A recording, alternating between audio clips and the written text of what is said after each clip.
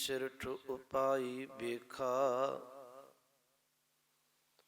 बिन कर्मा के मिलै लई। मत विच रतन जवाहर मानक,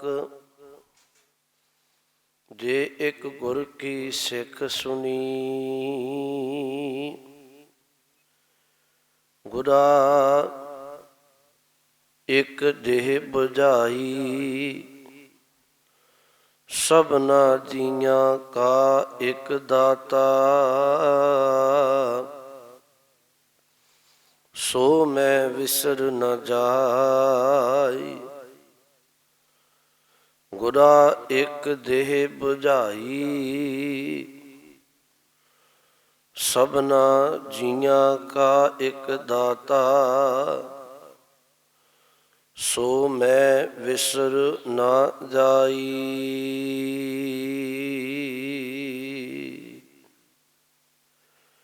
परम सन्मानयोग जुगो जुग अटल तख्त चबर दे मालक, गरीब नवाज सतगुरु धन धन साहिब श्री गुरु ग्रंथ साहिब जी महाराज जी दी पावन पवित्र हजूरी अंदर सुभाईमान सत संगी जनो, आओ गुरु चरना बिच ਸਾਹਿਬ ਦੀ ਕਿਰਪਾ ਬਖਸ਼ਿਸ਼ ਦਾ ਸਦਕਾ ਬੈਠਣ ਦਾ ਸੁਭਾਗ ਪ੍ਰਾਪਤ ਹੋਇਆ।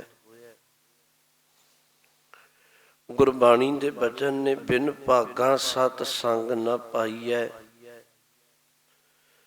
ਬਿਨ ਸੰਗਤ ਮੈਲ ਪਰੀਜੈ ਜੀਓ। ਬਿਨਾਂ ਚੰਗੇ ਭਾਗ ਤੋਂ ਸਤ ਸੰਗਤ ਦੀ ਪ੍ਰਾਪਤੀ ਨਹੀਂ, ਤੇ ਸਤ ਸੰਗਤ ਤੋਂ ਬਿਨਾਂ ਮਨੁੱਖ ਦੇ ਜੀਵਨ ਅੰਦਰ ਵਿਕਾਰਾਂ ਦੀ ਮੈਲ ਭਰਦੀ ਹੈ। ਸੁਭਾਗਿਓ ਗੁਰੂ ਚਰਨਾਂ ਵਿੱਚ ਬੈਠੇ ਹੋ।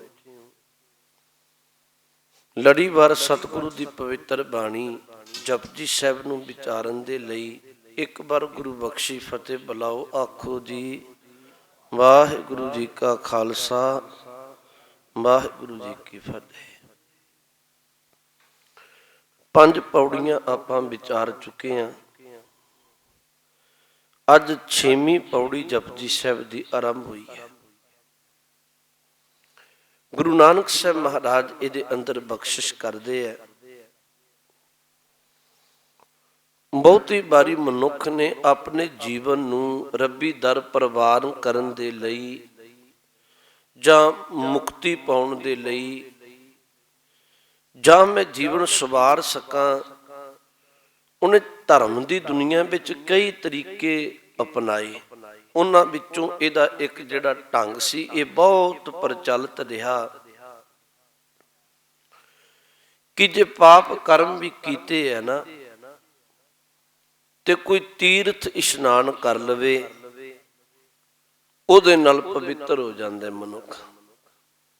ਭਾਰਤ ਦੀ ਧਰਤੀ ਤੇ ਇਹ ਬਹੁਤ ਪ੍ਰਚਲਿਤ ਰਿਹਾ। 68 ਤੀਰਥ ਵੀ ਬਣ ਗਏ। ਲੋਕਾਂ ਕਤਾਰਾਂ ਮੰਨ ਕੇ ਤੀਰਥਾਂ ਤੇ ਜਾਣਾ। ਹੁਣ ਸਤਿਗੁਰੂ ਇੱਥੇ ਗੱਲ ਇਹ ਕਰ ਰਹੇ ਨੇ, ਕਹਿਣ ਲੱਗੇ ਤੀਰਥ ਨਾਵਾਂ ਜੇ ਤਿਸ ਭਾਵਾਂ। ਹੇ ਮੇਰੇ ਮਾਲਕ ਪਰਮਾਤਮਾ,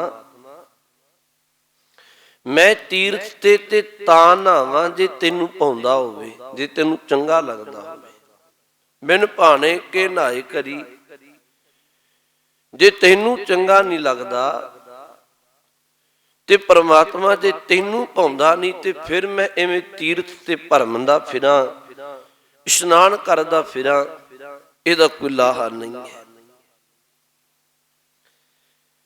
ਸਤਿਗੁਰੂ ਨੇ ਬਾਣੀ ਵਿੱਚ ਜਿਹੜੀ ਗੱਲ ਸਮਝਾਈ ਵੀ ਤੀਰਥਾਂ ਤੇ ਨਹਾਉਣ ਦਾ ਤਾਂ ਫਾਇਦਾ ਜੇ ਪਰਮਾਤਮਾ ਨੂੰ ਭਾਉਂਦਾ, ਪਰ ਉਹਨੂੰ ਇਹ ਗੱਲ ਭਾਉਂਦੀ ਨਹੀਂ ਕਿ ਕੱਲਾ ਬਾਹਰੀ ਇਸ਼ਨਾਨ ਤੇਰੇ ਅੰਦਰ ਨੂੰ ਪਵਿੱਤਰ ਕਰ ਦੇ।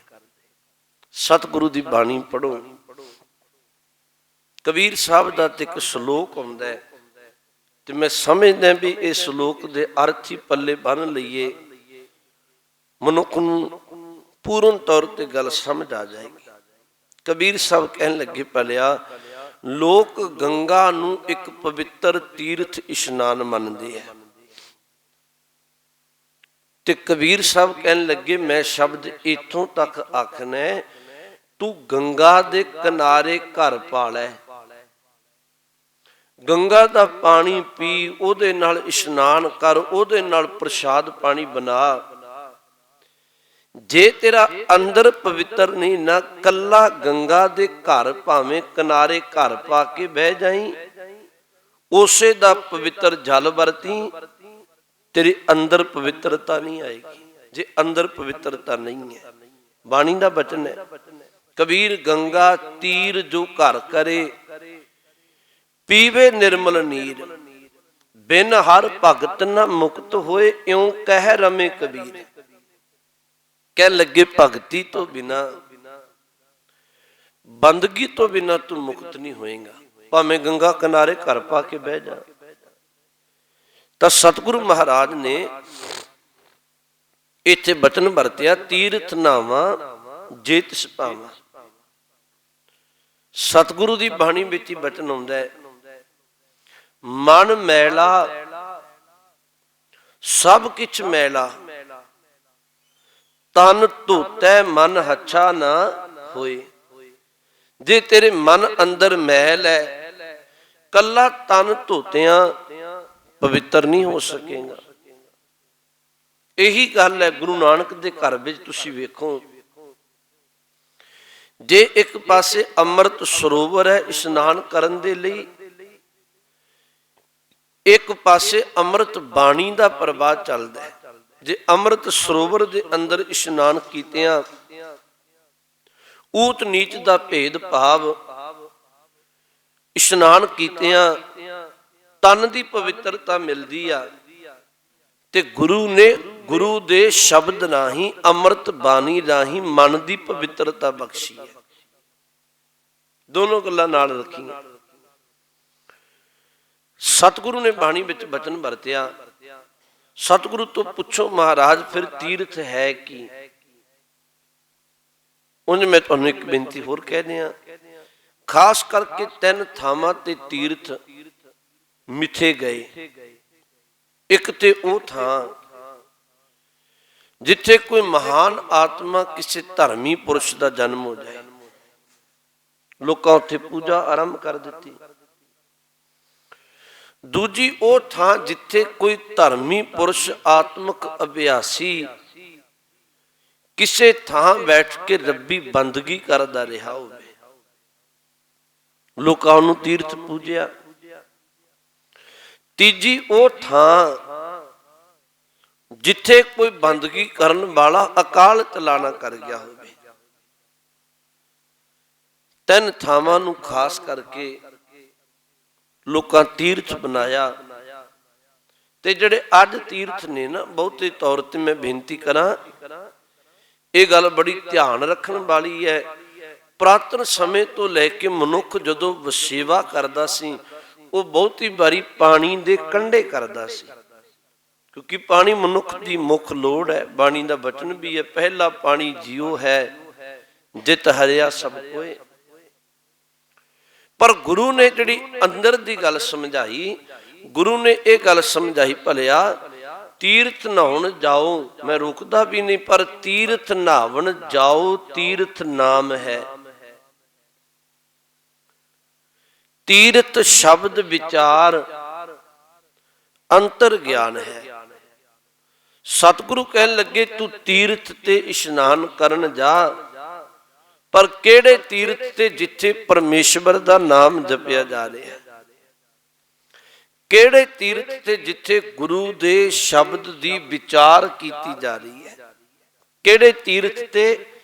ਜਿੱਥੇ ਤੇਰੇ ਅੰਦਰ ਦਾ ਅਗਿਆਨ ਮਿਟ ਕੇ ਤੈਨੂੰ ਰੱਬੀ ਗਿਆਨ ਬਖਸ਼ਿਆ ਜਾ ਰਿਹਾ। ਤਾਂ ਸਤਿਗੁਰੂ ਨੇ ਇੱਥੇ ਬਚਨ ਗੁਰੂ ਨਾਨਕ ਸਾਹਿਬ ਜੀ ਨੇ ਆਖੇ, ਕਹਿਣ ਲੱਗੇ, ਤੀਰਥ ਨਾਵਾਂ ਜੇ ਤਿਸ ਭਾਵਾਂ। ਮੈਂ ਤੀਰਥਾਂ ਤੇ ਇਸ਼ਨਾਨ ਤਾਂ ਕਰਾਂ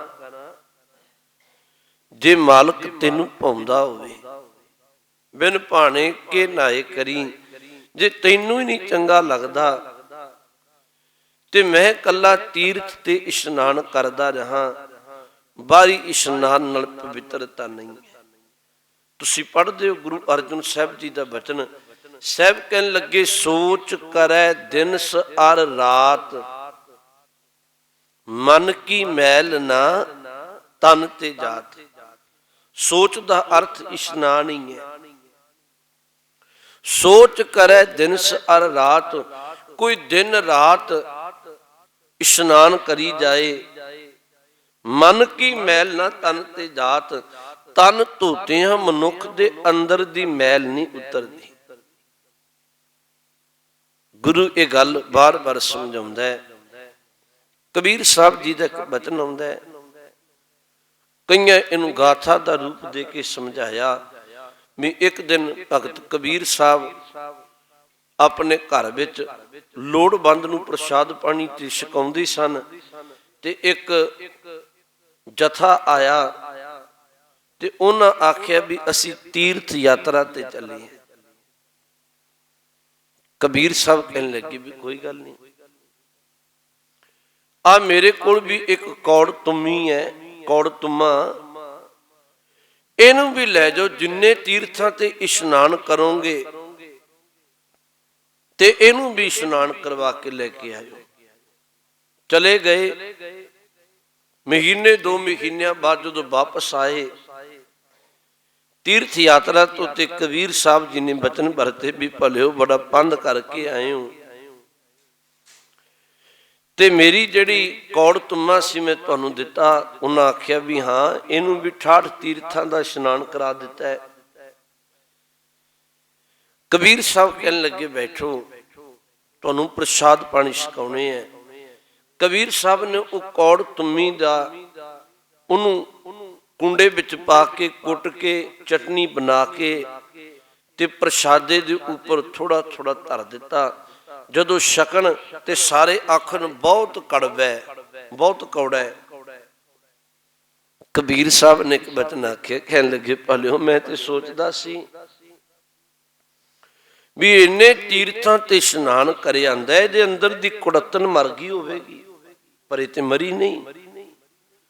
ਗੱਲ ਸਮਝਾਈ, ਲੋਕੀ 68 ਤੀਰਥ ਨਹਾਈ, ਕੌਰਾਪਨ ਤਉ ਨਾ ਜਾਈ।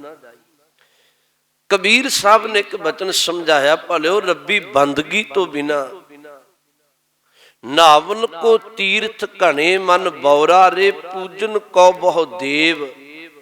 ਬਹੁਤ ਤੀਰਥ ਨੇ, ਪਰ ਜਿੰਨਾ ਸਮਾਂ ਅੰਦਰ ਰੱਬੀ ਗੁਣ ਨਹੀਂ, ਰੱਬੀ ਬੰਦਗੀ ਨਹੀਂ, ਪਰਮੇਸ਼ਵਰ ਦਾ ਨਾਮ ਨਹੀਂ, ਨਾਮ ਤੋਂ ਬਿਨਾ ਕੱਲਾ ਇਸ਼ਨਾਨ ਅੰਦਰ ਦੇ ਵਿਕਾਰਾਂ ਦੀ ਕੁੜੱਤਣ ਨਹੀਂ ਮਾਰਦਾ।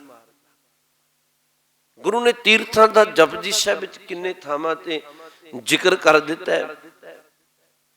ਤਾਂ ਸਤਿਗੁਰੂ ਸੱਚੇ ਪਾਤਸ਼ਾਹ ਮਹਾਰਾਜ ਨੇ ਅੱਜ ਇੱਥੇ ਫਿਰ ਬਚਨ ਆਖੇ, ਕਹਿਣ ਲੱਗੇ ਤੀਰਥ ਨਾਵਾਂ ਜੇ ਤਿਸ ਭਾਵਾਂ, ਵਿਨ ਭਾਣੇ ਕੇ ਨਾਹੀ ਕਰੀ। ਹੇ ਪ੍ਰਮਾਤਮਾ, ਮੈਂ ਤੀਰਥ ਤੇ ਇਸ਼ਨਾਨ ਤੇ ਤਾਂ ਕਰਾਂ ਜੇ ਤੈਨੂੰ ਭਾਉਂਦਾ ਹੋਵੇ, ਤੇ ਜੇ ਤੈਨੂੰ ਨਹੀਂ ਭਾਉਂਦਾ, ਜੇ ਤੈਨੂੰ ਚੰਗਾ ਨਹੀਂ ਲੱਗਦਾ, ਫਿਰ ਕੱਲਾ ਤੀਰਥ ਇਸ਼ਨਾਨ ਕਰਨ ਦਾ ਕੀ ਫਾਇਦਾ ਹੈ।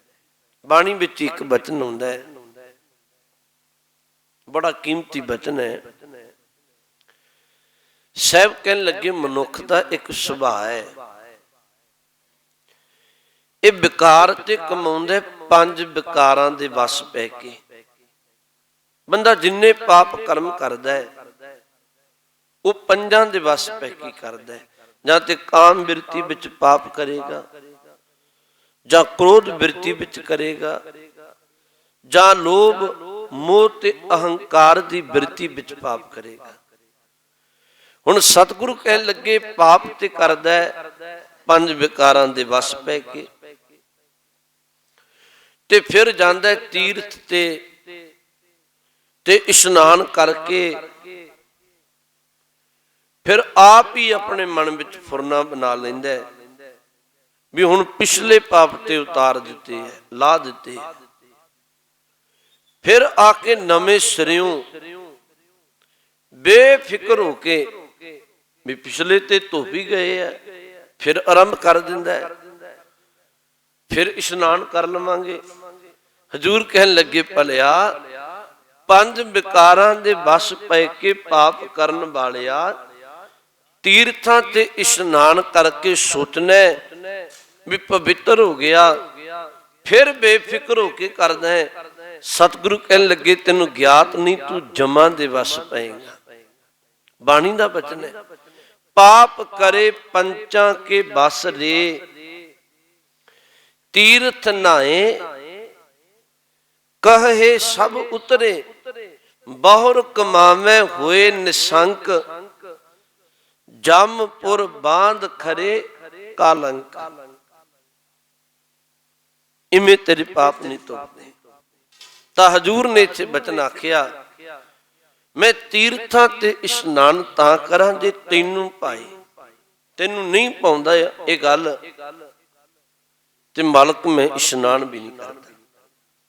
ਬਚਨ ਹੈ ਸਤਿਗੁਰੂ ਜੀ ਦਾ ਅਗਲਾ। ਸਾਹਿਬ ਕਹਿਣ ਲੱਗੇ, ਤੀਰਥ ਨਾਵਾਂ ਜੇ ਤਿਸ ਭਾਵਾਂ, ਬਿਨ ਭਾਣੇ ਕੇ ਨਾਹਿ ਕਰੀ, ਜੇਤੀ ਸਿਰਠ ਉਪਾਈ ਵੇਖਾਂ, ਬਿਨ ਕਰਮਾਂ ਕੇ ਮਿਲੈ ਲਈ। ਜੇਤੀ ਸਿਰਠ, ਇੱਥੇ ਸ਼ਬਦ ਆਇਆ ਸਿਰਠ। ਸਿਰਠ ਦਾ ਅੱਖਰੀ ਅਰਥ ਹੈ ਸ੍ਰਿਸ਼ਟੀ। ਸ੍ਰਿਸ਼ਟੀ ਦੇ ਸੌਖੇ ਅਰਥ ਕਰ ਲਵੋ ਸੰਸਾਰ। ਉਪਾਈ ਵੇਖਾਂ, ਹੇ ਮਾਲਕ ਆ ਜਿੰਨੀ ਵੀ ਸ੍ਰਿਸ਼ਟੀ ਹੈ, ਜਿੰਨਾ ਵੀ ਸੰਸਾਰ ਹੈ, ਇਹ ਤੇਰਾ ਉਪਾਇ ਹੈ, ਮੈਂ ਵੇਖ ਰਿਹਾ। ਜੇਤੀ ਸਿਰਠ ਉਪਾਈ ਵੇਖਾਂ, ਬਿਨ ਕਰਮਾਂ ਕੇ ਮਿਲੈ ਲਈ। ਕਰਮਾਂ ਦਾ ਅਰਥ ਹੈ ਬਖਸ਼ਿਸ਼। ਇੱਥੇ ਸ੍ਰਿਸ਼ਟੀ ਵਿੱਚ ਜੋ ਵੀ ਕਿਸੇ ਨੂੰ ਪ੍ਰਾਪਤ ਹੁੰਦਾ ਨਾ, ਉਹ ਤੇਰੀ ਬਖਸ਼ਿਸ਼ ਨਾਲ ਹੁੰਦਾ ਹੈ, ਤੇਰੀ ਬਖਸ਼ਿਸ਼ ਤੋਂ ਬਿਨਾਂ ਨਹੀਂ ਹੁੰਦਾ। ਇੱਕ ਕਬੀਰ ਸਾਹਿਬ ਜੀ ਦਾ ਬਚਨ ਹੈ, ਬਹੁਤ ਪੱਲੇ ਬੰਨ ਕੇ ਰੱਖਣ ਵਾਲਾ ਹੈ।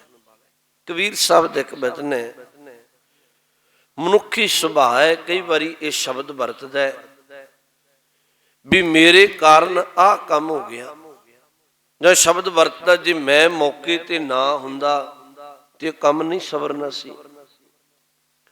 ਜਾਂ ਇਹ ਸ਼ਬਦ ਵਰਤਦਾ ਹੈ ਮੈਂ ਮਿਹਨਤ ਕੀਤੀ ਤੇ ਆਹ ਕੰਮ ਸਫਲ ਹੋਇਆ। ਕਬੀਰ ਸਾਹਿਬ ਦਾ ਇੱਕ ਬਚਨ ਹੈ, ਕਹਿਣ ਲੱਗੇ ਬੰਦੇ ਤੇਰੇ ਸਬੱਬ ਕੀ ਕਰਨਗੇ ਜੇ ਉਹ ਪਰਮਾਤਮਾ ਹੀ ਕਿਰਪਾ ਨਾ ਕਰੇ। ਉਦਾਹਰਨ ਪਤਾ ਕਿਵੇਂ ਦਿੱਤਾ?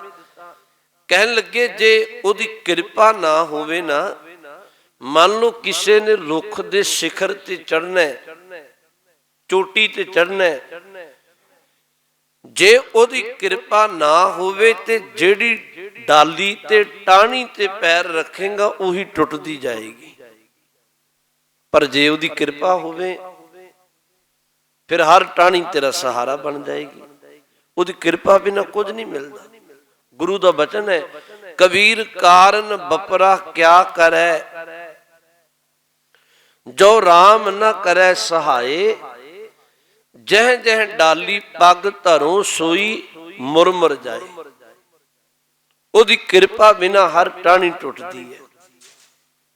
ਜੀਵਨ ਦੇ ਅੰਦਰ ਤੁਸੀਂ ਵੇਖੋ ਬੇਅੰਤ ਐਸੇ ਮਨੁੱਖ ਮਿਲਣਗੇ ਜਿਨ੍ਹਾਂ ਆਪਣੀ ਮਿਹਨਤ ਬਹੁਤ ਕੀਤੀ ਪਰ ਸਫਲ ਨਹੀਂ ਹੋ ਸਕੇ। ਕਈ ਐਸੇ ਵੀ ਮਿਲਣਗੇ ਜਿਨ੍ਹਾਂ ਦੀ ਮਿਹਨਤ ਬਹੁਤ ਘੱਟ ਸੀ ਪਰ ਰੱਬ ਦੀ ਬਖਸ਼ਿਸ਼ ਵਰਤ ਗਈ। ਤਾਂ ਹਜ਼ੂਰ ਨੇ ਇੱਕ ਬਚਨ ਆਖਿਆ, ਕਹਿਣ ਲੱਗੇ ਜੇਤੀ ਸਿਰਠ ਉਪਾਈ ਵੇਖਾਂ, ਬਿਨ ਕਰਮਾਂ ਕੇ ਮਿਲੈ ਲਈ। ਜਿੰਨੀ ਸ੍ਰਿਸ਼ਟੀ ਹੈ ਤੇਰੀ ਬਖਸ਼ਿਸ਼ ਕਿਰਪਾ ਤੋਂ ਬਿਨਾ ਕਿਸੇ ਨੂੰ ਕੁਝ ਨਹੀਂ ਮਿਲਦਾ। ਤੁਸੀਂ ਵੇਖੋ ਜ਼ਿਮੀਂਦਾਰ ਨੇ ਆਪਣੀ ਮਿਹਨਤ ਕਰਕੇ ਉਹਨੇ ਦਾਣੇ ਬੀਜ ਦਿੱਤੇ ਧਰਤੀ ਵਿੱਚ। ਹੁਣ ਇੱਕ ਦਾਣੇ ਬਦਲੇ ਕਈ ਦਾਣੇ ਪ੍ਰਾਪਤ ਹੋਣੇ, ਇਹ ਤੇ ਮਨੁੱਖ ਦੇ ਵੱਸ ਨਹੀਂ ਹੈ, ਇਹ ਤੇ ਉਸ ਮਾਲਕ ਦੀ ਕਿਰਪਾ ਨਾਲ ਹੀ ਹੈ। ਪ੍ਰਸ਼ਾਦਾ ਮਨੁੱਖ ਨੇ ਛਕਿਆ, ਇਹਨੇ ਇੰਨਾ ਕੋਈ ਕੰਮ ਕੀਤਾ ਵੀ ਗਰਾਹੀ ਤੋੜ ਕੇ ਮੁੱਖ ਵਿੱਚ ਪਾ ਲਈ, ਪਰ ਉਹਦੇ ਨਾਲ ਅੰਦਰ ਖੂਨ, ਮਿੱਝ, ਤਾਕਤ, ਸਮਰੱਥਾ ਜਿਹੜੀ ਮਿਲਣੀ ਹੈ, ਇਹ ਉਸ ਮਾਲਕ ਦੀ ਕਿਰਪਾ ਨਾਲ ਹੀ ਮਿਲਣੀ ਹੈ। ਤਾਂ ਹਜ਼ੂਰ ਨੇ ਬਚਨ ਵਰਤਿਆ, ਕਹਿਣ ਲੱਗੇ ਮਾਲਕ ਤੇਰੀ ਕਿਰਪਾ ਤੋਂ ਬਿਨਾ, ਤੇਰੀ ਰਹਿਮਤ ਤੋਂ ਬਿਨਾ, ਬਖਸ਼ਿਸ਼ ਤੋਂ ਬਿਨਾ ਕਿਸੇ ਨੂੰ ਕੁਝ ਨਹੀਂ ਪ੍ਰਾਪਤ ਹੁੰਦਾ। ਤਾਂ ਹੀ ਬਾਣੀ ਦੇ ਬੋਲ ਨੇ, ਜਦੋਂ ਧਰਮ ਕਮਾਉਣ ਦੀ ਗੱਲ ਚੱਲੇ ਤੇ ਹਜ਼ੂਰ ਕਹਿਣ ਲੱਗੇ ਸਜਣਾ ਤੂੰ ਸ਼ੁਕਰ ਕਰਿਆ ਕਰ। ਜੇ ਥੋੜਾ ਬਾਲਾ ਤੂੰ ਜਪਣਾ ਹੈ, ਜੇ ਤੂੰ ਚੰਗੇ ਰਾਹ ਤੁਰਿਆ ਹੈ, ਤੇ ਮਤਾ ਸੋਚੀ ਵੀ ਮੈਂ ਕਰ ਰਿਹਾ। ਸਾਹਿਬ ਕਹਿਣ ਲੱਗੇ ਆਪ ਜਪਾਏ ਜਪੈ ਸੋ ਨਾਉ, ਆਪ ਗਾਵਾਏ ਸੋ ਹਰ ਗੁਣ ਗਾਉ। ਜਿਸ ਤੋਂ ਤੂੰ ਜਪਾਉਣਾ ਉਹ ਜਪਦਾ, ਜਿਹਦੇ ਤੂੰ ਗਵਾਉਣਾ ਉਹ ਗਾਉਂਦਾ ਤੇਰੇ ਗੁਣਾਂ ਨੂੰ। ਪ੍ਰਭ ਕਿਰਪਾ ਤੇ ਹੋਏ ਪ੍ਰਗਾਸ, ਪ੍ਰਭੂ ਦਇਆ ਤੇ ਕਮਲ ਵਿਗਾਸ। ਪ੍ਰਭੂ ਦੀ ਕਿਰਪਾ ਨਾਲ ਕਿਸੇ ਅੰਦਰ ਆਤਮਿਕ ਪ੍ਰਕਾਸ਼ ਚਾਨਣਾ ਹੁੰਦਾ ਹੈ। ਪ੍ਰਭੂ ਦਇਆ ਤੇ ਕਮਲ ਵਿਗਾਸ, ਉਹਦੀ ਕਿਰਪਾ ਨਾਲ ਹੀ ਕਿਸੇ ਦੇ ਹਿਰਦੇ ਦਾ ਕੌਲ ਫੁੱਲ ਖਿੜਦਾ ਹੈ, ਉਹਦੀ ਬਖਸ਼ਿਸ਼ ਹੈ। ਪ੍ਰਭ ਸੋ ਪ੍ਰਸੰਨ ਬਸੈ ਮਨ ਸੋਏ, ਪ੍ਰਭ ਦਇਆ ਤੇ ਮਤ ਉਤਮ ਹੋਏ। ਉਹਦੀ ਬਖਸ਼ਿਸ਼ ਨਾਲ ਹੀ ਕਿਸੇ ਦੀ ਮਤ ਉਤਮ ਹੁੰਦੀ ਹੈ। ਤੁਸੀਂ ਯਕੀਨ ਜਾਣੋ, ਜਦੋਂ ਬੰਦਾ ਗੁਰੂ ਦੇ ਰਾਹ ਤੁਰ ਕੇ ਧਰਮ ਕਮਾ ਲੇ ਨਾ, ਉਹਨੂੰ ਇੱਕ ਗੱਲ ਦੀ ਗਿਆਤ ਆ ਜਾਂਦੀ ਹੈ।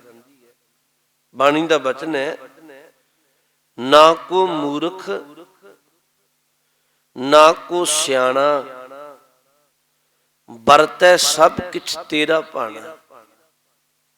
ਉਹਨੂੰ ਗਿਆਤ ਹੁੰਦੀ ਹੈ ਇੱਥੇ ਕੋਈ ਮੂਰਖ ਕੋਈ ਸਿਆਣਾ ਨਹੀਂ, ਮਾਲਕ ਇਹ ਸਭ ਤੇਰੀ ਰਜ਼ਾ ਹੀ ਵਰਤ ਰਹੀ ਹੈ, ਤੇਰੇ ਭਾਣਾ ਵਰਤ ਰਿਹਾ ਹੈ। ਤਾਂ ਹਜ਼ੂਰ ਸੱਚੇ ਪਾਤਸ਼ਾਹ ਨੇ ਬਚਨ ਵਰਤਿਆ, ਕਹਿੰਦੇ ਜੇਤੀ ਸਿਰਠ ਉਪਾਈ ਵੇਖਾ। ਇੱਥੇ ਜਿੰਨੀ ਸ੍ਰਿਸ਼ਟੀ ਹੈ ਉਸ ਮਾਲਕ ਨੇ ਪੈਦਾ ਕੀਤੀ ਹੈ, ਮੈਂ ਵੇਖ ਰਿਹਾ। ਬਿਨ ਕਰਮਾਂ ਕੇ ਮਿਲੇ ਲਈ, ਬਿਨਾਂ ਬਖਸ਼ਿਸ਼ ਤੋਂ ਕਿਸੇ ਨੂੰ ਕੁਝ ਨਹੀਂ ਪ੍ਰਾਪਤ ਹੁੰਦਾ। ਬਾਬੇ ਫਰੀਦ ਸਾਹਿਬ ਦਾ ਇੱਕ ਸ਼ਲੋਕ ਹੈ, ਗੁਰੂ ਅਮਰਦਾਸ ਜੀ ਨੇ ਉਸ ਗੱਲ ਨੂੰ ਖੋਲਿਆ। ਮੈਂ ਤੁਹਾਨੂੰ ਇੱਕ ਬੇਨਤੀ ਕਰਾਂ, ਗੁਰਬਾਣੀ ਵਿੱਚ ਕੁਝ ਸ਼ਬਦ ਐਸੇ ਨੇ, ਜਾਂ ਇਸ ਤਰ੍ਹਾਂ ਕਹਿ ਲਵੋ ਮਹਾਂਪੁਰਖਾਂ ਜਾਂ ਭਗਤਾਂ ਦੀ ਜਿਹੜੀ ਗੱਲ ਹੈ ਉਹਦੀ ਰਮਜ ਬੜੀ ਡੂੰਘੀ ਹੁੰਦੀ ਹੈ। ਜਿਵੇਂ ਮੈਂ ਤੁਹਾਨੂੰ ਉਦਾਹਰਨ ਦੇਣ ਲੱਗੇ ਬਾਣੀ ਵਿੱਚੋਂ। ਹੁਣ ਬਾਬੇ ਫਰੀਦ ਸਾਹਿਬ ਦਾ ਇੱਕ ਸ਼ਲੋਕ ਹੈ ਵੀ ਫਰੀਦਾ ਰੱਤੀ ਰਤ ਨਾ ਨਿਕਲੈ, ਜੇ ਤਨ ਚੀਰੈ ਕੋਏ। ਜੋ ਰਤੇ ਸ਼ੈ ਆਪਣੇ ਤਿਤ ਤਨ ਰਤ ਨਾ ਹੋਏ। ਹੁਣ ਸ਼ਲੋਕ ਦਾ ਅਰਥ ਸੁਣੋ। ਕਹਿਣ ਲੱਗੇ ਜਿਹੜੇ ਆਪਣੇ ਸੌਪਤੀ ਪਰਮਾਤਮਾ ਦੀ ਬੰਦਗੀ ਵਿੱਚ ਜੁੜ ਗਏ, ਉਹਨਾਂ ਦਾ ਕੋਈ ਤਨ ਚੀਰ ਕੇ ਵੇਖੇ, ਰੱਤੀ ਮਾਤਰ ਵੀ ਉਹਨਾਂ ਵਿੱਚੋਂ ਰਤ, ਰਤ ਦਾ ਅਰਥ ਹੁੰਦੇ ਖੂਨ, ਖੂਨ ਨਹੀਂ ਨਿਕਲਦਾ। ਹੁਣ ਸ਼ਲੋਕ ਤੇ ਬਾਬੇ ਫਰੀਦ ਸਾਹਿਬ ਦਾ ਰੱਤੀ, ਰੱਤੀ ਪਰ ਥੋੜਾ ਜਿਹਾ, ਰਤ ਨਾ ਨਿਕਲੇ, ਖੂਨ ਨਹੀਂ ਨਿਕਲਦਾ। ਜੇ ਤਨ ਚੀਰੈ ਕੋਏ, ਜੇ ਕੋਈ ਤਨ ਚੀਰ ਕੇ ਵੇਖ ਲਏ। ਫਰੀਦਾ ਜੋ ਰਤੇ ਸ਼ੈ ਆਪਣੇ ਤਿਤ ਤਨ ਰਤ ਨਾ ਹੋਏ। ਜਿਹੜੇ ਆਪਣੇ ਸੌਪਤੀ ਪਰਮਾਤਮਾ ਖੁਦਾ ਦੇ ਚਰਨਾਂ ਵਿੱਚ ਜੁੜ ਗਏ, ਉਹਨਾਂ ਅੰਦਰ ਖੂਨ ਹੀ ਨਹੀਂ ਹੁੰਦਾ। ਹੁਣ ਆਮ ਬੰਦਾ ਕਹੇਗਾ ਜਾਂ ਅੱਜ ਦਾ ਮਨੁੱਖ ਕਹੇਗਾ ਵੀ ਇਹ ਕਿਵੇਂ ਹੋ ਸਕਦਾ ਹੈ, ਖੂਨ ਤੋਂ ਬਿਨਾਂ ਤੇ ਮਨੁੱਖ ਦਾ ਸਰੀਰ ਹੀ ਨਹੀਂ ਬਚਦਾ। ਇਹ ਡੂੰਘੀ ਗੱਲ ਹੈ, ਰਮਜ ਹੈ। ਇਹਨੂੰ ਗੁਰੂ ਅਮਰਦਾਸ ਜੀ ਨੇ ਖੋਲਿਆ। ਅੱਗੇ ਸਾਹਿਬ ਕਹਿਣ ਲੱਗੇ ਨਹੀਂ ਭਲਿਆ, ਬਾਬੇ ਫਰੀਦ ਸਾਹਿਬ ਦੇ ਬਚਨ ਨੂੰ ਸਮਝ। ਅੱਗੇ ਗੁਰੂ ਅਮਰਦਾਸ ਜੀ ਨੇ ਬਚਨ ਵਰਤਿਆ, ਕਹਿਣ ਲੱਗੇ ਇਹ ਤਨ ਸਭੋ ਰਤ ਹੈ, ਰਤ ਬਿਨ ਤਨ ਨਾ ਹੋਏ। जो रते शै अपने तित तन लोभ रत ना होए। गुरु अमरदास जी कहते बाबा फरीद साहब ये गल कहनी चाहते हैं, ਜਿਹੜੇ खुदा ਦੀ ਬੰਦਗੀ ਵਿੱਚ ਜੁੜ ਗਏ, ਆਪਣੇ ਸੌ ਪਤੀ ਪਰਮਾਤਮਾ ਵਿੱਚ ਅਭੇਦ ਹੋ ਗਏ, ਉਹਨਾਂ ਦਾ ਤਨ ਚੀਰ ਕੇ ਵੇਖੇ, ਉਹਨਾਂ ਅੰਦਰ ਲੋਭ ਦਾ ਖੂਨ, ਲੋਭ ਦਾ ਰਤ ਨਹੀਂ ਮਿਲਣਾ। ਉਹ ਇੰਨੇ ਸੰਤੋਖੀ ਨੇ, ਬਹੁਤ ਡੂੰਗੀ ਰਮਝ ਹੈ। ਲੋਕ ਸ਼ਬਦ ਵਰਤਦੇ ਆ ਵੀ ਇਹਨਾਂ ਦਾ ਖੂਨ ਤੇ ਲੋਭੀ ਹੈ, ਇਹਨਾਂ ਦਾ ਬਜ਼ੁਰਗ ਵੀ ਇਹ ਕੰਮ ਕਰਦਾ ਰਿਹਾ, ਇਹ ਵੀ ਕੰਮ ਕਰਦੇ ਰਹੇ ਨੇ। ਤਾਂ ਇਵੇਂ ਇੱਕ ਬਚਨ ਹੈ ਬਖਸ਼ਿਸ਼ ਦਾ, ਬਾਬੇ ਫਰੀਦ ਸਾਹਿਬ ਦਾ ਬਚਨ ਹੈ। ਕਹਿਣ ਲੱਗੇ ਕਾਲੀ ਜਿਨੀ ਨਾ ਰਾਵਿਓ, ਧੌਲੀ ਰਾਵੈ ਕੋਏ, ਕਰ ਸਾਈਂ ਸੋ ਪਿਰਹੜੀ ਰੰਗ ਨਵੇਲਾ ਹੋਏ। ਬੜਾ ਕੀਮਤੀ ਬੋਲ ਆਖਿਆ। ਕਹਿਣ ਲੱਗੇ ਜਿਨ੍ਹਾਂ ਨੇ ਕਾਲੀ ਜਿਨੀ ਨਾ ਰਾਵਿਓ, ਕਾਲੀ ਦਾ ਅਰਥ ਹੈ ਜਦੋਂ ਕੇਸ ਕਾਲੇ ਸੀ, ਭਰ ਜਵਾਨੀ ਦਾ ਸਮਾਂ ਸੀ, ਜਿਨ੍ਹਾਂ ਉਦੋਂ ਰੱਬੀ ਬੰਦਗੀ ਨਹੀਂ ਕੀਤੀ ਨਾ। ਧੌਲੀ ਰਾਵੈ ਕੋਏ, ਜਦੋਂ ਚਿੱਟੇ ਕੇਸ ਆ ਗਏ ਫਿਰ ਤੇ ਕੋਈ ਬਿਰਲ ਹੈ ਜਿਹੜਾ ਰੱਬੀ ਰਾਹ ਤੁਰ ਪਏ, ਨਹੀਂ ਤੇ ਨਹੀਂ ਤੁਰਦਾ। ਕਰ ਸਾਈਂ ਸੋ ਪਿਰਹੜੀ ਰੰਗ ਨਿਮੇਲਾ ਹੋਏ। ਸਜਣਾ ਜੇ ਸਾਈਂ ਨਾਲ ਪਿਆਰ ਪਾਏ, ਜੀਵਨ ਦਾ ਰੰਗ ਹੀ ਵੱਖਰਾ ਬਣ ਜਾਏਗਾ। ਹੁਣ ਇਹ ਇਸੇ ਗੱਲ ਨੂੰ ਗੁਰੂ ਅਮਰਦਾਸ ਜੀ ਨੇ ਖੋਲਿਆ। ਗੁਰੂ ਅਮਰਦਾਸ ਜੀ ਕਹਿਣ ਲੱਗੇ ਭਲਿਆ ਕਾਲੀ ਧੌਲੀ ਸਾਹਿਬ ਸਦਾ ਹੈ, ਜੇ ਕੋ ਚਿਤ ਧਰੇ, ਆਪਣਾ ਲਾਇਆ ਪਿਰਮ ਨਾ ਲੱਗਈ, ਜੇ ਲੋਚੈ ਸਭ ਕੋਏ। ਇਹ ਪਿਰਮ ਪਿਆਲਾ ਖਸਮ ਕਾ, ਜੈ ਭਾਵੇਂ ਤੈਂ ਦੇ। ਗੁਰੂ ਅਮਰਦਾਸ ਸੱਚੇ ਪਾਤਸ਼ਾਹ ਕਹਿੰਦੇ ਭਲਿਆ ਇੱਥੇ ਕਾਲੀ ਧੌਲੀ ਦਾ ਕੋਈ ਸਵਾਲ ਨਹੀਂ ਹੈ, ਜਵਾਨੀ ਬਜ਼ੁਰਗੀ ਦਾ ਕੋਈ ਸਵਾਲ ਨਹੀਂ। ਇਹ ਤੇ ਰੱਬੀ ਬੰਦਗੀ ਤੇ ਉਸ ਮਾਲਕ ਦੀ ਦਾਤ ਹੈ।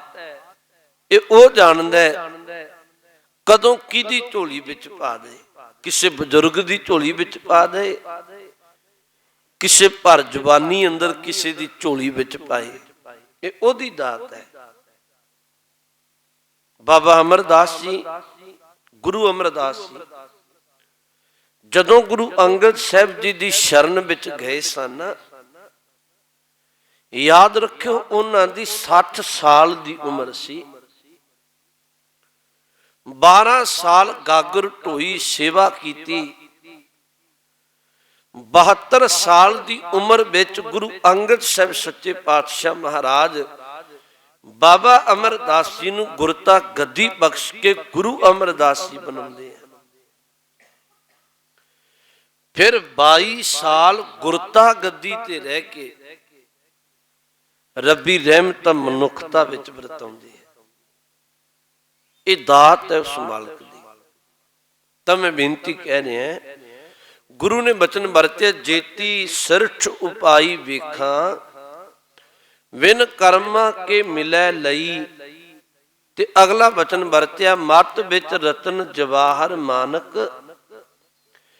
ਜੇ ਇੱਕ ਗੁਰ ਕੀ ਸਿੱਖ ਸੁਣੀ। ਮਤ ਵਿੱਚ ਰਤਨ ਜਵਾਹਰ ਮਾਨਕ ਮੋਤੀ। ਕਹਿਣ ਲੱਗੇ ਭਲਿਆ ਤੇਰੀ ਮਤ ਵਿੱਚ ਨਾ ਕੀਮਤੀ ਮੋਤੀ, ਕੀਮਤੀ ਰਤਨ, ਕੀਮਤੀ ਜਵਾਹਰ ਤੈਨੂੰ ਪ੍ਰਾਪਤ ਹੋ ਜਾਵਨ।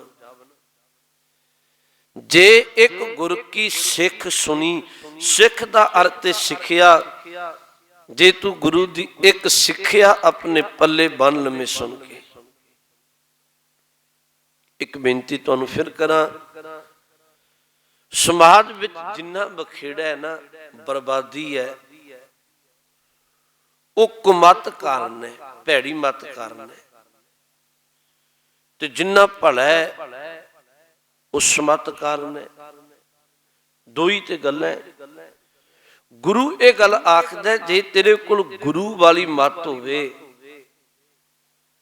ਮਾਨੋ ਤੇਰੀ ਸੁਰਤ ਵਿੱਚ ਕੀਮਤੀ ਰਤਨ ਪੈਦਾ ਹੋ ਗਏ, ਕੀਮਤੀ ਜਵੇਹਰ ਪੈਦਾ ਹੋ ਗਏ, ਕੀਮਤੀ ਮੋਤੀ ਪੈਦਾ ਹੋ ਗਏ।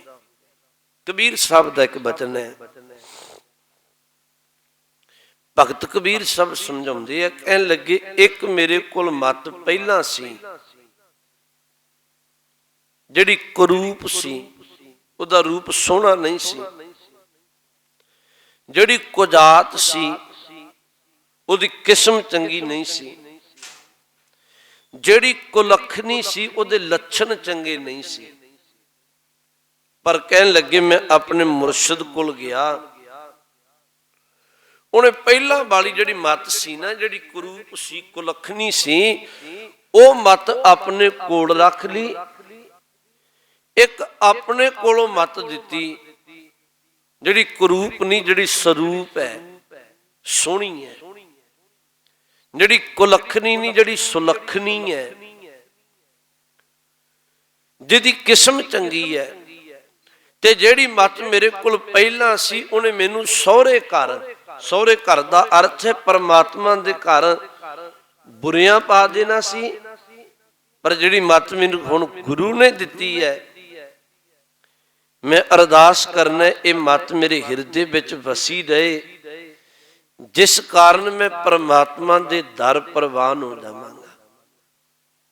ਗੁਰੂ ਜੀ ਦਾ ਬਚਨ ਹੈ, ਪਹਿਲੀ ਕਰੂਪ ਕੁਜਾਤ ਕੁਲੱਖਣੀ, ਸਹੁਰੇ ਪੀਏ ਬੁਰੀ, ਅਬ ਕੀ ਸਰੂਪ ਸੁਜਾਨ ਸੁਲੱਖਣੀ, ਉਦਰੈ ਮਾਹੇ ਤਰੀ। ਤਾਂ ਕਰਕੇ ਗੁਰੂ ਕੋਲ ਜਦੋਂ ਵੀ ਕੋਈ ਆਉਂਦਾ ਹੈ, ਗੁਰੂ ਉਹਦੇ ਤੇ ਇੱਕੋ ਹੀ ਬਖਸ਼ਿਸ਼ ਪਹਿਲੀ ਵਰਤਾਉਂਦਾ ਹੈ। ਅਸਲ ਵਿੱਚ ਤੇ ਆਹ ਜਿਹੜਾ ਮੱਥਾ ਟੇਕਣਾ ਹੈ ਨਾ, ਇਹਦਾ ਭਾਵ ਕੀ ਹੈ? ਇਹਦਾ ਭਾਵ ਇਹ ਨਹੀਂ ਵੀ ਇਕੱਲਾ ਸੀਸ ਝੁਕਾ ਦੇਣਾ। ਇਹਦਾ ਭਾਵ ਇਹ ਹੈ ਵੀ ਸਤਿਗੁਰੂ, ਮੈਂ ਆਪਣਾ ਸੀਸ, ਆਪਣੀ ਮੱਤ ਤੁਹਾਡੇ ਚਰਨਾਂ ਵਿੱਚ ਭੇਟ ਕਰਦਾ। ਮੇਰੀ ਮੱਤ ਇੰਨੀ ਚੰਗੀ ਨਹੀਂ, ਤੇ ਤੇਰੀ ਮੱਤ ਜੋ ਤੁਸੀਂ ਮੈਨੂੰ ਬਖਸ਼ੋਗੇ ਉਹ ਮੈਂ ਆਪਣੇ ਸੁਰਤ ਵਿੱਚ, ਹਿਰਦੇ ਵਿੱਚ ਧਾਰਨ ਕਰਾਂਗਾ। ਮੱਥਾ ਟੇਕਣ ਦਾ ਭਾਵ ਇਹ ਹੈ, ਇਹ ਨਹੀਂ ਵੀ ਇਕੱਲਾ ਸਿਰ ਝੁਕਾ ਦਿੱਤਾ ਤੇ ਜਿਹੜੀ ਮੱਤ ਗੁਰੂ ਕਹੇ ਉਹ ਤੋਂ ਕਿਨਾਰਾ ਕਰ ਜਾਏ। ਤਾਂ ਸਤਿਗੁਰੂ ਸੱਚੇ ਪਾਤਸ਼ਾਹ ਮਹਾਰਾਜ ਨੇ ਇੱਥੇ ਬਚਨ ਵਰਤੇ, ਕਹਿਣ ਲੱਗੇ ਮੱਤ ਵਿੱਚ ਰਤਨ ਜਵਾਹਰ ਮਾਨਕ, ਜੇ ਇੱਕ ਗੁਰ ਕੀ ਸਿੱਖ ਸੁਣੀ, ਸਜਣਾ ਤੇਰੀ ਮੱਤ ਵਿੱਚ ਕੀਮਤੀ ਰਤਨ ਜਵਾਹਰ ਮਾਨਕ ਪੈਦਾ ਹੋ ਜਾਵਣਗੇ, ਜੇ ਤੂੰ ਇੱਕ ਗੁਰੂ ਕੀ ਸਿੱਖਿਆ ਨੂੰ ਆਪਣੇ ਹਿਰਦੇ ਵਿੱਚ ਵਸਾ ਲਵੇਂ। ਗੁਰੂ ਨਾਨਕ ਸਾਹਿਬ ਮਹਾਰਾਜ ਨੇ 4 ਉਦਾਸੀਆਂ ਕੀਤੀਆਂ, ਬੇਅੰਤ ਥਾਵਾਂ ਤੇ ਰੱਬੀ ਬਖਸ਼ਿਸ਼ ਵਰਤਾਈ। ਕਿਰਪਾ ਕੀ ਕਰ ਰਹੇ ਹੈ, ਥਾਂ ਪਰ ਥਾਂ ਰਹਿਮਤ ਇਹੀ ਵਰਤਾਉਂਦੇ ਹੈ ਕਿ ਭਲਿਆ ਤੂੰ ਆਪਣੀ ਮੱਤ ਤਿਆਗ। ਜਿਹੜੀ ਰੱਬੀ ਬਖਸ਼ਿਸ਼ ਹੈ, ਪਰਮਾਤਮਾ ਦੇ ਦਰੋਂ ਮਿਲੀ ਹੋਈ ਰੱਬੀ ਦਾਤ ਹੈ, ਉਹਨੂੰ ਹਿਰਦੇ ਵਿੱਚ ਵਸਾ, ਤੇਰਾ ਭਲਾ ਹੋ ਜਾਏਗਾ। ਹਜੂਰ ਨੂੰ ਕੌਡਾ ਰਾਖਸ਼ ਮਿਲਦਾ ਹੈ, ਹਜੂਰ ਉਹਦੀ ਸੁਰਤ ਦੇ ਭਾਂਡੇ ਵਿੱਚੋਂ ਉਹਦੀ ਮੱਤ ਕੱਢ ਕੇ ਅੰਮ੍ਰਿਤ ਮੱਤ, ਚੰਗੀ ਮੱਤ ਉਹਦੇ ਹਿਰਦੇ ਵਿੱਚ ਵਸਾ ਦਿੰਦੇ ਆ। ਭੂਮੀਆ ਚੋਰ ਮਿਲਦਾ ਹੈ, ਭੂਮੀਏ ਚੋਰ ਨੂੰ ਬਚਨ ਕੀ ਆਖੇ ਸਨ। ਹੁਣ ਉਹਨੇ ਆਪਣੀ ਮੱਤ ਭਰੀ ਹੋਈ ਸੀ, ਸਾਹਿਬ ਨੂੰ ਕਹਿਣ ਲੱਗਿਆ, ਸਤਿਗੁਰੂ ਸਜੂਰ ਨੇ ਇੱਕ ਬਚਨ ਆਖਿਆ ਸੀ, ਤੂੰ ਚੋਰੀ ਛੱਡ ਦੇ। ਕਹਿਣ ਲੱਗਿਆ, ਨਹੀਂ ਸਤਿਗੁਰੂ, ਇਹ ਮੱਤ ਤੇ ਪੀੜੀ ਦਰ ਪੀੜੀ ਹੈ ਮੇਰੇ ਪਰਿਵਾਰ ਵਿੱਚ, ਇਹ ਤੇ ਕੀਤਾ ਹੈ ਸਾਡਾ। ਸਤਿਗੁਰੂ ਨੇ ਇੱਕ ਗੱਲ ਵੇਖੀ, ਇਹਦੀ ਮੱਤ ਇਹਦੇ ਹਿਰਦੇ ਵਿੱਚ ਗਹਿਰੇ ਤਲ ਵਿੱਚ ਵਸੀ ਹੋਈ ਹੈ, ਨਹੀਂ ਛੱਡਣ ਨੂੰ ਤਿਆਰ। ਉਹਨੇ ਸੱਚ ਬੋਲਿਆ, ਇਹ ਕਰਮ ਮੇਰਾ ਬਾਪ ਵੀ ਕਰਦਾ ਸੀ, ਮੇਰਾ ਦਾਦਾ ਪੜਦਾਦਾ ਸਾਰੇ ਕਰਦੇ ਸਨ। ਹਜੂਰ ਕਹਿਣ ਲੱਗੇ, ਚੰਗਾ ਭੂਮੀਆਂ, ਚੋਰੀ ਨਾ ਛੱਡ, ਸਾਡੇ 3 ਬਚਨ ਕਮਾਏਗਾ। ਹੁਣ ਗੁਰੂ ਕਿਵੇਂ ਮੱਤ ਦਿੰਦਾ? ਕਹਿਣ ਲੱਗਿਆ, ਸਤਿਗੁਰੂ ਬਿਲਕੁਲ ਕਮਾਵਾਂਗਾ। चोरी छड्डण दा ना आखियो, बाकी जो कहोगे करांगा। सतगुरु कहन लगे ठीक है, पहला कम करी, अज तो बाद गरीब मार ना करी, गरीब नूं ना कदी लुटी। कहन लगे महाराज सत वचन। दूजा काम करी, कदी झूठ ना बोली। कहन लगे सतगुरु सत वचन। तीजा काम करी, कदी लूण खा के हराम ना करी, जिदा नमक खाए वफादार नहीं। हुण इन्हें तीन मत, तीन गल्लां हजूर दीयां पल्ले बन लईआं। शामां ढलियां, अगे ते जिस घर ही चोरी कर लैंदा सी, अज दे मन में ख्याल आया भी नहीं, गुरु ने बचन आखिया गरीब नूं नहीं लुटना, चोरी करनी है तो बादशाह दे घर ही करांगे। पहला इन्हें एक पोशाक बनवाई बादशाह वाली, पोशाक धारण करके रात दे वक्त राजे दे महल विच जांदा है। पहरेदार रोकदा है भी कौन है? हुण गुरु दा वचन है भी झूठ नहीं बोलना। स्पष्ट आखदा, कहन लगे चोर है। पहरेदार दे मन विच आया भी इवें गल्लां करदा है, बादशाह वाली पोशाक पाई है, चोर थोड़ी ये शब्द वरतदा भी मैं चोर है। बादशाह का कोई रिश्तेदार होएगा, जान बुझ के आखदा है, उन्हें अंदर लंघा दिता।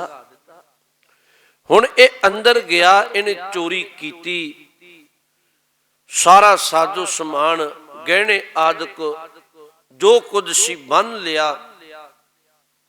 तुरन लग्या ते एक डब्बी विच थोड़ा जा पदार्थ पिया। इहदे मन विच आया भी बादशाह लोग कीमती वस्तुआं छकदे होवणगे, देखिए ते सही। थोड़ा जा उन्हें मुख विच पा के वेखिया ते वो लूण निकल गया। गुरु दा वचन चेते आया, लूण हराम नहीं करना। उसे वेले छड्ड के बनिया हुई गंढां वापस परत गया। रात नूं सवेर हुई ते बादशाह नूं पता लग्या भी चोर आया है, चोरी भी की है, सब कुछ गंढां विच बन भी लिया, पर लैके भी कुछ नहीं गया। बादशाह ने ढंडोरा पिटवाया भी जिहड़ा चोर है वह अपने आप सामने आ जाए, ते जे पकड़िया गया उन्हें सख्त सजा मिलेगी। कोई सामने ना आया। थोड़े चिर बाद बादशाह ने ऐलान किया भी जिहड़े चोर जे मनुख ने, अक्सर ही पता हुंदा है, उन्हां नूं पकड़ो ते कुट मार करो ते आपे मन्नणगे। कोई ते दसेगा भी कौन आया सी। जदों गरीब मार होण लगी ते भूमीए दे मन विच आया भी गुरु ने बचन आख्या सी गरीब मार नहीं करनी, ते ये भी ते गरीब मार है। बादशाह दे दरबार विच पेश हो गया, कहन लग्या भी तेरा चोर मैं चोरी की थी। बादशाह कहन लग्या पलिया मैं तो यही पूछना भी तू लैके क्यों नहीं कुछ गया? चोरी भी कर ली, तू मेरे महल विच आ भी गया। अगों भूमीए ने बचन आख्या, कहन लग्या मैनू पता नहीं सी गुरु इन्ना बेअंत हुंदा है। मैं ते गुरु नूं इन्नी गल आखी सी, सतगुरु मैं चोरी नहीं छड्डनी क्योंकि पिता पुरखी कीता है, पर गुरु दी मत दा मैनू पता नहीं सी भी गुरु ਇਹ ਜਾਂ ਤੌਰ ਤਰੀਕਾ ਵਰਤ ਦਿੰਦਾ ਹੈ। ਸਾਰੀ ਉਹਨੇ ਗੱਲ ਦੱਸੀ। ਤਿੰਨ ਬਚਨ ਆਖੇ ਸਨ ਗੁਰੂ ਨੇ, ਤਿੰਨੋਂ ਕਮਾਏ ਤੇ ਮੇਰੀ ਚੋਰੀ ਦਾ ਬੁਰਾ ਕਰਮ ਛੁੱਟ ਗਿਆ। ਬਾਦਸ਼ਾਹ ਨੇ ਆਪਣੇ ਦਰਬਾਰ ਵਿੱਚ ਭਰਤੀ ਕਰ ਲਿਆ। ਬਾਦਸ਼ਾਹ ਵੀ ਗੁਰੂ ਨਾਨਕ ਦੇ ਦਰ ਦਾ ਸਿੱਖ ਹੋਇਆ। ਮੈਂ ਬੇਨਤੀ ਕਹਿ ਰਿਹਾ ਮਤ ਵਿੱਚ ਰਤਨ ਜਵਾਹਰ ਮਾਨਕ, ਜੇ ਇੱਕ ਗੁਰ ਕੀ ਸਿੱਖ ਸੁਣੀ। कहन लगे तेरी मत विच कीमती रतन, कीमती जवाहर मानक पैदा हो जाणगे जे तू गुरु दी एक सिक्ख्या अपने हिरदे विच धारण कर लवें। साहिब रहमत करें, असी गुरु के बचन नूं अपने हिरदे विच बसाईए। ਫਿਰ ਇਹ ਜਿਹੜਾ ਜੀਵਨ ਹੈ ਉਹ ਲੋਕ ਸੁਖੀਏ ਪ੍ਰਲੋਕ ਸੁਹੇਲੇ, ਨਾਨਕ ਹਰ ਪ੍ਰਭ ਆਪੇ ਮਿਲੇ, ਸਫਲ ਹੋ ਜਾਏਗਾ। ਇਸ ਲੜੀ ਨੂੰ ਆਪਾਂ ਕੱਲ ਰੋਜ਼ ਵੀ ਵਿਚਾਰਾਂਗੇ। ਅੱਜ ਇੰਨੀਆਂ ਕੋ ਬੇਨਤੀਆਂ ਪ੍ਰਵਾਨ।